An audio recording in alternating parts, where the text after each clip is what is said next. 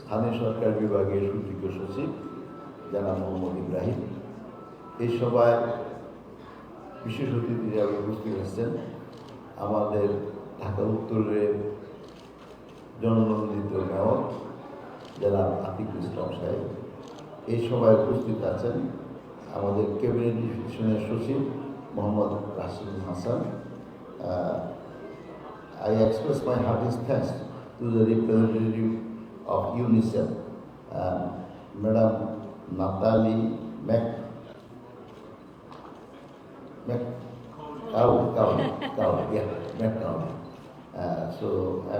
এবং উপস্থিত আমাদের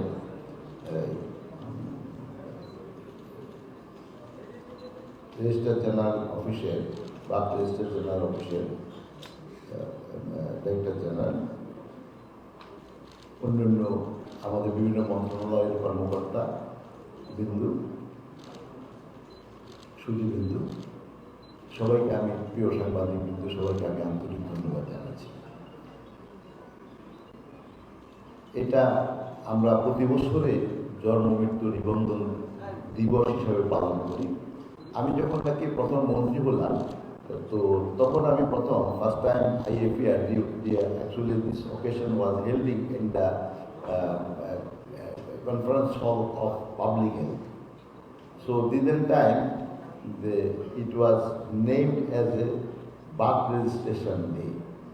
So I point out that why it is not there, because birth and death both is required to determine the actually demographic size.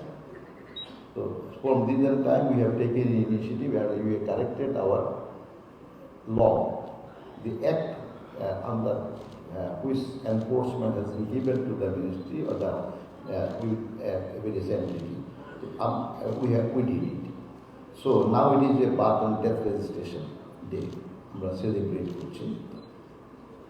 এটার গুরুত্ব সম্বন্ধে আমার মনে হয় বলার খুব অপেক্ষা রাখে না, যে আমাদের একটা লক্ষ্যমাত্রা আছে।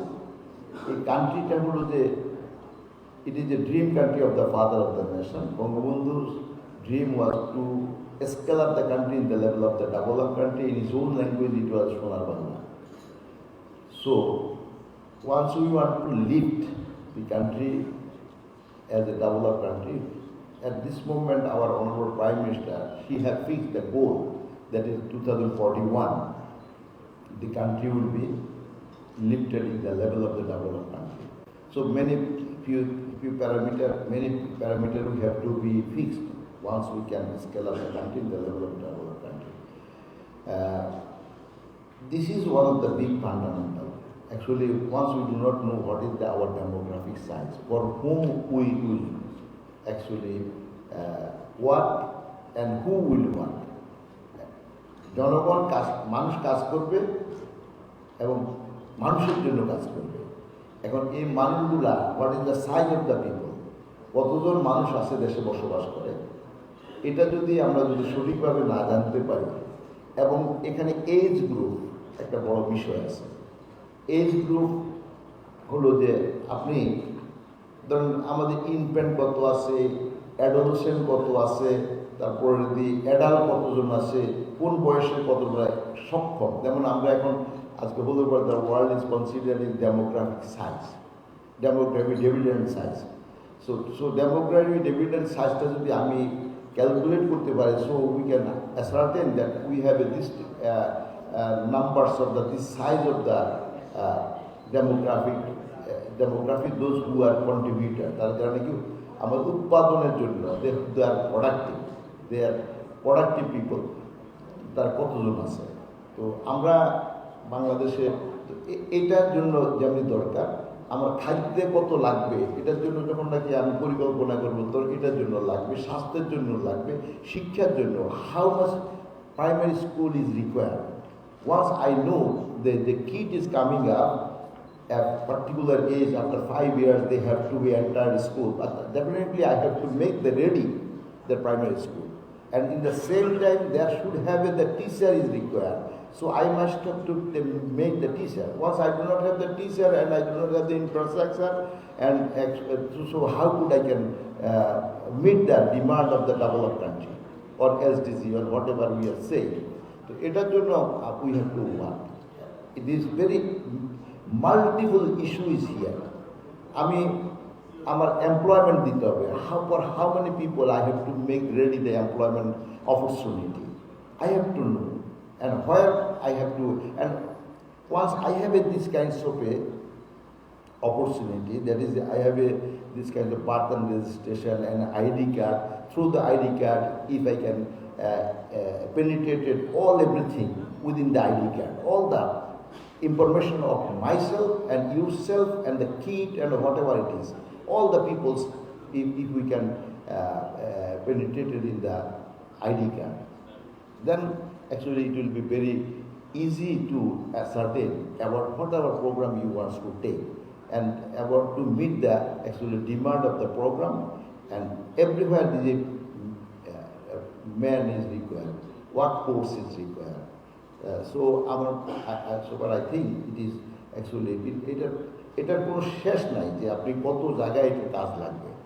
এক সময় হয়তো এটাকে খুব গুরুত্বপূর্ণ মনে করা হতো না, এই কারণে তখন আমাদের কোনো গোল ছিল না।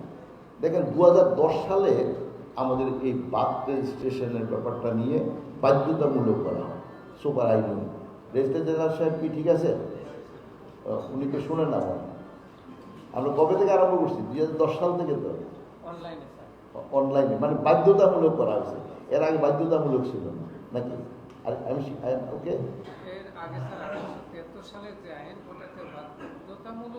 না, বাধ্যতামূলক ছিল না। এনিওয়ে যাই হোক, তো 2010 সাল থেকে এটা বাধ্যতামূলক করা হয়, যে কারণ গভর্নমেন্টের একটা লক্ষ্যমাত্রা আছে, গোল আছে।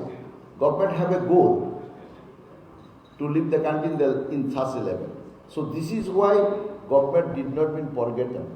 The demographic size ascertaination is required. So this was the actually cause of that. So anyway, তো আমি মনে করি by this time আমরা এই কাজটা আরম্ভ করছি বাধ্যতামূলক এবং আইন দ্বারা। এখন সমস্যাটা হলো যে আমাদের মেয়র আতিক সাহেব যে বক্তব্যগুলো দিয়েছেন, এটার কোনোটার সাথে আমার কোনো দ্বিমত নেই। এখন আমরা একজন লোকও যদি সাফার করে, তো এইটার জন্য তো অপশন আইনের মধ্যে রাখা হয় না। আইনটা তো করা হয়েছে যে প্রত্যেকটি মানুষকে সার্ভিস আমি এনশিওর করব অন টাইম। আমরা এখন ডিজিটাল বাংলাদেশ করেছি, আমরা শতভাগ বিদ্যুতায়ন করেছি, আমরা এখন শতভাগ খাদ্য উৎপাদন করি, যোগাযোগ ব্যবস্থার উন্নতি করেছি, আমাদের সবার জন্য এখন যোগাযোগ ব্যবস্থা আছে, শিক্ষার ব্যবস্থা করা হয়েছে, গ্রামে কমিউনিটি ক্লিনিক মাধ্যম দিয়ে স্বাস্থ্যসেবা দেওয়া হচ্ছে, সব কিছু করতে পারলাম। এখন এসে এখানের মধ্যে আমার ভাত রেজিস্ট্রেশনের জন্য মানুষ সাফার করবে, এখন মনে করে যে এখানে তো মৃত্যু হয় না, তো এটা তো কোনো কথা হলো না। আমরা এখানে তো এটা মানুষ তো আমাদেরকে বলে নাই যে আমাদের এর উন্নত বাংলাদেশ করার জন্য গোল ঠিক করে, because it was the oath of the father of the nation and it is the responsibility has been taken by the our own prime minister. আমাদের তো মাথা পিছু আয় ছিল $300, $329। তো আজকে তো আমরা কোথায় আসছি? তো আমাদের সমস্যাগুলো তো আমরা অনেক সমস্যা ছিল, million numbers of the problems we were carrying and bearing, but now that is all the problems have been solved. Many problems have been solved. Of course, there is a new problem will be rise, but why we will fail to this complaint is continuously coming, and এই কারণে this is why once I was our honorable state minister of ICT division, he called me and we have shared. So we arranged a meeting, collective meeting in our office on Sunday, that is opening day. On Sunday at 6 o'clock, because the time machine was not possible of me and they have also. এখন সেখানে they will come with their full team, actually not the individually. I and minister will not sit and secretary will not sit. We want to sit collectively. That is, I want to just discuss this issue because we are very serious about the issue. And there is some of the loophole and the drawback and weakness is there. We have to, they are not getting the birth certificate. This is why they are complaining. And background there is a lot of issues is there. Might be there is a manpower shortage, might be the server capacity shortage, might be these people are not rightly, they are not involving and they are not accountable, and what extent they are doing, they do not know. I do not like to disclose or say anything else on assumption basis. Actually, of course, this is the thing. এখন এখানে আপনার টাকা নিয়ে কথা আসছে কি আপনার 17,40,00,000 টাকা আদিক সাহেবরা দিয়েছেন সরকারকে, এটা অবশ্যই অ্যাপ্রিসিয়েটেবল যে আপনার তো দায়িত্বটা নিচ্ছেন। আমরা এখানে কত হাজার কোটি টাকা দিয়েছি এটা তো আমি আর বলবো না, আপনারা বলছেন, এটার জন্য আপনাকে ধন্যবাদ জানাই যে আপনার কাছে অ্যাকাউন্টস অন্তত আছে, হিসাবটা আছে যে আপনি 17,41,00,000 টাকা দিচ্ছেন। এবং সেখানে আপনি দিচ্ছেন মানে you are doing as a responsible person of the government. আপনার গভর্নমেন্টের একটা রেসপন্সিবল পার্সন হিসাবে আপনি কাজটা করার জন্য you have been assigned and you have taken the oath এবং ইউ আর ডুইং। তো সেখান থেকে ইনকাম হিসাবে স্বাভাবিকভাবে রাষ্ট্রে পাবে, আমি যাহা করি তাহা রাষ্ট্র যায়। এখন ইন্ডিভিজুয়ালি আতিক সাহেব your self is a industrialist, আপনার মধ্যে ইন্ডাস্ট্রি আছে, তো সেখানে যে সমস্ত এমপ্লয়মেন্ট দিয়েছেন এটা কাকে দিচ্ছেন, এমপ্লয়মেন্টের ব্যবস্থা করছেন, এটার জন্য তো আপনি এন্টারপ্রেনার হিসেবে করেছেন, আপনারা অনেক লোকের চাকরি দিচ্ছেন, অনেক লোকের কর্মসংস্থান করছেন, অনেক ইনকাম জেনারেশন করতেছেন। এখন আলটিমেটলি এটা আপনি ইন্ডিভিজুয়ালি যেটা নাকি পার্সোনাল প্রাইভেট যে সমস্ত ইনকাম জেনারেশন হচ্ছে, ultimately it is going to the basket of the economy of the national, জিডিপিতে যাচ্ছে। তো জিডিপিতে কিন্তু আপনারা আমরা সবাই আলটিমেটলি দেশ বেনিফিট করতেছে। তো এই বিষয়গুলোকে আসলে ইন্ডিভিজুয়ালি আমরা দেখার দরকার। তো আমাদের কাজগুলো সবাই করতে হবে।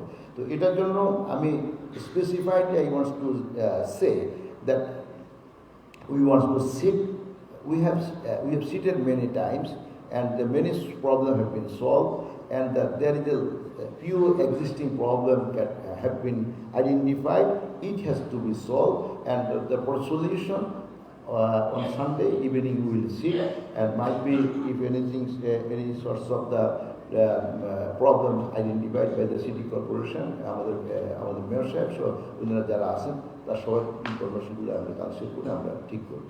তো আমি মনে করি যে আমাদের এটা অবশ্যই দুঃখজনক, আমাদের ডিজি সাহেব আপনাকে স্পষ্ট করে বলতে হবে যে আপনার কোথায় কোথায় সমস্যা আছে, আপনাকে সারা বাংলাদেশকে কভার করতে হবে এবং সবাইকে সমস্যার সমাধানের জন্য আমাদের পক্ষ থেকে যেখান থেকে যা যা করার দরকার এগুলো আমরা করব। আমি ধন্যবাদ জানাই যে আজকে এখানে যদিও তিক্ত কথা হয়েছে, তিক্ত হলেই তো আপনার once anybody have been punished, আমি বলি once I punished anybody else because he could not do his responsibility performance rightly. So it is not a punishment, it is a source of award. Once anybody have been given punishment, then he could get the chance to make him correct and to contribute for the rest of the life. Or might be he will face the suffering once, but then correction, after correction he could contribute months, years together. তো অতএব আমরা মনে করি না যে এটা punishment বলতে আমার একটা কাজ করার এই responsibility have been delegated to me, I did not do properly, I could not do because I have a some lacking, but once I became to know then I will be much more alert to solve all this problem. তো আমি মনে করি এখানে উত্থাপিত হয়েছে, এটা ভালো হয়েছে, আলোচনা হয়েছে, আর এখানে আলোচনার মাধ্যম দিয়ে আমরা সমাধান করতে পারবো। তো এই জিনিসটা আমাদের কাছে আজকে এখানে নতুন করেও আমাদেরকে অ্যাওয়ার করা হয়নি, আমি কিন্তু জানি এবং জানার কারণে আমরা কিন্তু এই যে কালেকটিভ মিটিং আমাদের সচিব সাহেব সহ আমি বসে সচিব সাহেবকে আমি বলছি আমাদের 9 তারিখের মিটিংয়ের মধ্যে তাদের রোববারের মিটিংয়ে সংস্থাপন মন্ত্রণালয়ের ফাইন্যান্স মিনিস্ট্রির লোকজনকেও ইনভাইট করার জন্য তাদের সেখানে, কারণ আমাদের এখানে আপাতত মনে হতে পারে যে এই জিনিসটা তো এক্ষুনি এখানে করে ফেলতে পারি, হ্যাঁ আমি করে ফেলতে পারি, কিন্তু দেখা গেছে এখন আপনার কাছে মনে হয়েছে যে এটাই শুধুমাত্র সমস্যা, কিন্তু আমি যখন এটা করে ফেলবো তখন 10টা সমস্যা আসবে, কারণ এটাতে যে অ্যাডভার্স এফেক্ট কী আছে এই জিনিসটা হয়তো আমি এখনই আইডেন্টিফাই করতে পারিনি। তো এখন সে কারণে হয় কি collective effort has to be given. Once we can sit together and we would discuss within ourselves and consult within ourselves, as because everybody have a bona fide intention, nothing else. This is the job of me and the nation. I am working for the nation, so that there is nothing else to be debated. তো তো আমরা এখানে collectively আমরা বসবো, বসে এই সমস্যাগুলোর সমাধান করব।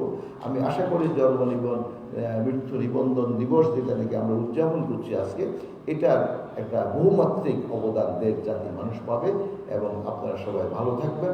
আশা করি ইনশাল্লাহ আমাদের যে জাতির জনকের শক্তির সোনার বাংলা এবং নেত্রী শেখ হাসিনার উন্নত বাংলাদেশ গড়ার জন্য জন্ম মৃত্যু নিবন্ধনের যে ডাটা ইমপ্রুভমেন্টের দরকার এবং সেটা করা হবে সঠিকভাবে, করার মাধ্যম দিয়ে আমাদের যে সমস্ত খাতে স্ব জায়গা থেকে অবদান রাখবেন এই আশাবাদ ব্যক্ত করে সবাইকে অনেক অনেক ধন্যবাদ জানিয়ে আমি আমার বক্তব্য শেষ করছি। আমি মনে করি জি জি জি করা আমরা দেখছি প্রতিটা ওয়ার্ডে জন্ম নিবন্ধনের কার্যক্রম শুরু হয়েছে, কিন্তু ঢাকা দক্ষিণ সিটি কর্পোরেশনে এই মুহূর্তে পুরোপুরি জন্ম নিবন্ধন কার্যক্রম এবং মৃত্যু নিবন্ধন কার্যক্রমটা বন্ধ আছে। তার কারণ হচ্ছে রাজস্বের একটা দ্বন্দ্বের কারণে এটি বন্ধ আছে বলে আমরা জানতে পেরেছি। এবং ঢাকা দক্ষিণ সিটি কর্পোরেশনে এই মুহূর্তে নাগরিকদের চরম ভোগান্তির মধ্যে পড়তে হচ্ছে সামনে স্কুল। এই সমস্যাটা কবে নাগাদ সমাধান হবে এটি একটি বিষয় জানতে চাই। আর আমরা আরেকটি বিষয় একটু আপনার কাছে নিশ্চিত হতে চাই, সেটি হচ্ছে যে এই নভেম্বর থেকে বাচ্চাদের স্কুলে ভর্তির জন্য প্রচুর জন্ম নিবন্ধন দরকার হবে এবং এই সময়টাতে প্রত্যেক বছরই জন্ম নিবন্ধন সার্ভার ডাউন হয়ে যায় আর কেউ ঠিকমতো সেবা পায় না। এটি এবার আসলে এই সমস্যার মধ্যে পড়বে কিনা? না, আমার ঢাকা দক্ষিণে জন্ম নিবন্ধন বন্ধ আছে এই কথাটা আমাকে তারা নিশ্চিত করে না। আমি গত কয়েকদিন আগে আমার অফিস থেকে ওনাদের অফিসকে আমি বলতে বলেছি এবং সাথে সাথে টেলিফোন করে জানানো হয়েছে ওনারা জন্ম নিবন্ধনের এবং মৃত্যু নিবন্ধনের কার্যক্রম চালু আছে। আর এখানে বিষয়টা হলো যে একটা বিষয়ের জটিলতা দেখা দিয়েছে, সেটা হলো যে সিটি কর্পোরেশন কাজ করেন এবং জন্ম নিবন্ধন সার্টিফিকেট দেন, ওনাদের একটা কস্ট আছে, কস্টের টাকাটা ওনারা পান না। তো পাওয়ার জন্য আমরা এখানে ব্যবস্থা করা হয়েছে, সেটা হলো কি ব্যবস্থা হলো যে ওনাদের যা করা হয় এটার জন্য যে পরিমাণ টাকা লাগবে খরচের টাকা, অর্থাৎ 50 টাকা একজন আবেদনকারী থেকে নেওয়া হলো এবং আবেদনকারী 50 টাকা দিলেন, এখান থেকে 30 টাকা 40 টাকা সরকারে যাবে, 10 টাকা সিটি কর্পোরেশন পাবে, এরকম একটা হিসাব আছে। তো হিসাবের অনুযায়ী ওনারা যেটা পাবেন সেটা ওনাদেরকে দিয়ে দেবেন, সরকার সরাসরি মন্ত্রণালয় থেকে দিয়ে দেবেন এবং এই চিঠিও দেওয়া হয়েছে। এরপরও যদি কোনো কনফিউশন থাকে এটার জন্যই আমরা আগামীকাল রোববারে বসার জন্য সিদ্ধান্ত নিয়েছি। তো আর স্কুলের দেখুন সার্ভার ডাউন এবং server is not that much speed is not that liquid, এই কথাগুলো এখন আপনারা এখানে সবাই বলেছেন, আমিও শুনেছি। আমার কাছে শুধু আপনার এখানে শোনানো, আমার কাছে ওভার টেলিফোনও আমি বেশ কিছু আমার কাছে কমপ্লেন এসেছে। তো আমি চট্টগ্রামে যেমন মাননীয় প্রধানমন্ত্রী নিউ ইয়র্কে ছিলেন, ওনার একজন লোক আমাকে টেলিফোনে জানালেন যে আপনি এই বিষয়টা একটু দেখার জন্য বলা হয়েছে। কী বিষয়টা হলো যে ওনাদের জন্ম নিবন্ধনে কেউ পাচ্ছে না চট্টগ্রামে। তো চট্টগ্রামের বিষয়ে আমি মেয়র সাথে কথা বলেছি, তো তারা বলে যে তাদেরকে ঠিক আছে, তবে তাদের অসুবিধা হলো সার্ভারের ক্যাপাসিটি ওয়াইজ এই কমপ্লেনটা আসছে যে তারা তখন অনেক সময় দেখা যায় যে ওয়ার্কিং আওয়ারে তাদের কাজ করতে অসুবিধা হয়। আচ্ছা, ওয়ার্কিং আওয়ারের পরে তখন সন্ধ্যার পরে তারা কাজটা করে নেয়, অথবা রাত্রে অথবা সকালে যখন 10টার থেকে তাদের আপনার ট্রাফিক বেশি হয়ে যায়, জাম হয়ে যায়, আর সকালে এই জন্য তারা 7টা 8টার থেকে করে বেরো। তো আমি এখানে আমাদের আতিক সাহেব সহ আমাদের বেশি কাউন্সিলর সাহেবরা আছেন এবং সরকারি কর্মকর্তা সবাই দৃষ্টি আকর্ষণ করে বলবো, আমরা এই সমস্যাটা সমাধানের জন্য এক দ্রুততম সময়ে চেষ্টা করছি। এই অন্তর্বর্তীকালীন সময় আপনাদের যে ওই সার্ভারের অথবা আমাদের ন্যাশনাল যে সমস্ত গ্রিড লাইন আছে ওগুলোতে হয়তো বা কোথাও দেখা গেছে যে আপনার সময় ক্ষেপণ হয়, অর্থাৎ স্পিড অনেক কম হয় সার্ভারে, অর্থাৎ ডাটা ট্রান্সমিশনে অনেক বেশি সময় লেগে যায়। ওই ক্ষেত্রে আপনারা একটু কিছুদিনের জন্য আপনাদেরকে আমি অনুরোধ করব, সিটি কর্পোরেশন, কাউন্সিলর এবং অন্য সবাইকে আমি অনুরোধ করব ব্যক্তিগতভাবে, minister I am requesting you যে আপনি মানুষদের সাফার না করে এই জন্য দরকার হলে আপনারা রাত্রিবেলায় একটু কাজ করেন এবং দিনের বেলায় সকাল 7টা 8টা থেকে কাজ করেন। যেমন আমি তো সকালে 8টা বাজে আজকে বের হয়েছি, আমি একটা কর্মসূচিতে ছিলাম, সেখানে অনেক ছেলে মেয়েরা আসছে, সেখানে প্রোগ্রাম অ্যাটেন্ড করে আপনাদের এখানে 10টা বাজে প্রোগ্রামে এসেছি। তো এখন কখনো কখনো তো আমাকে একটু এক্সট্রা লোড নিতে হইতে পারে। তো আপনারা দয়া করে আমি এই কথাটা অনুরোধ করব, আমরা we wants to identify the problems or which have been identified, and we are work out to solve all these things. By Sunday we will sit together, and whatever the problem, then we will sort out, and we'll try to mitigate all these things. But by this time, please give extra effort, just to not to suffer anybody else. আপনারা যদি একটু দয়া করে সবাই একটু extra effort দিয়ে of টাইমে একটু কাজ করেন, তাহলে সমস্যাটা হবে না। তো আমার মনে হয় এটা নিয়ে বিদ্রোহ করার কোনো দরকার নেই, এটা নিয়ে ভুল বুঝাবুঝির দরকার নেই। আমরা এই জিনিসটা আমরা মনে করি আমাদের অনেক আগে সলভ হয়ে যাওয়া উচিত ছিল, but now it is high noticeable issue and we will solve it. তো সবাইকে ধন্যবাদ জানিয়ে আমার বক্তব্য শেষ করছি। ধন্যবাদ সবাইকে। জয় বাংলা, জয় বঙ্গবন্ধু।